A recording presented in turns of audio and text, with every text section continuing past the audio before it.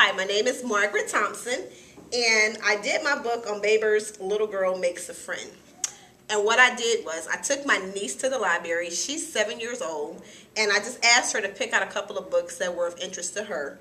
And I asked her why she chose that particular book. And this was one of the books that she chose. So this is the one that I will discuss today. Okay.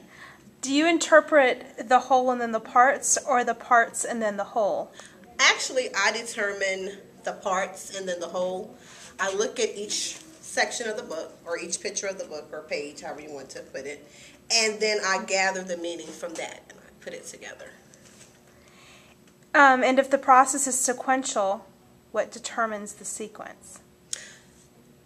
Well, I have to know exactly what happened prior, which is why I said I picked the book out for my niece, and we went through the book, and I knew that the Cornelius, actually, he had like a little grudge about rhinos. So that was his little setup, get back. He didn't like rhinos. So I had to know exactly who a couple of the main characters were, why they felt a certain way, and then I just did the process from there. Where do you look first on the page? Well, I look at the pictures first, honestly, when I look at it. I look at the pictures and I kind of try to see if I can figure out what's going on, and then I read.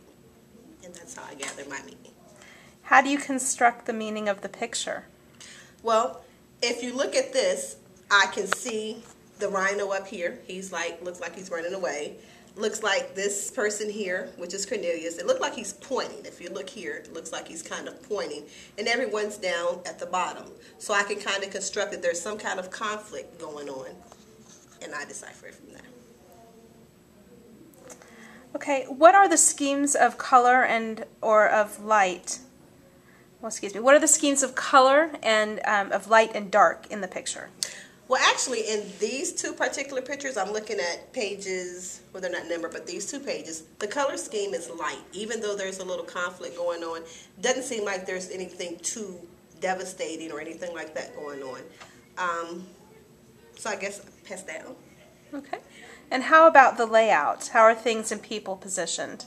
Well, again, if you look here, you can see the kids are like talking to their mom after.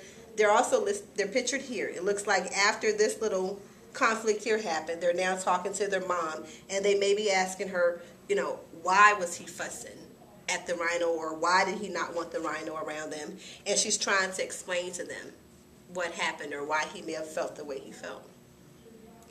Do you think that the picture in the book explains the words that are on the page? Yes.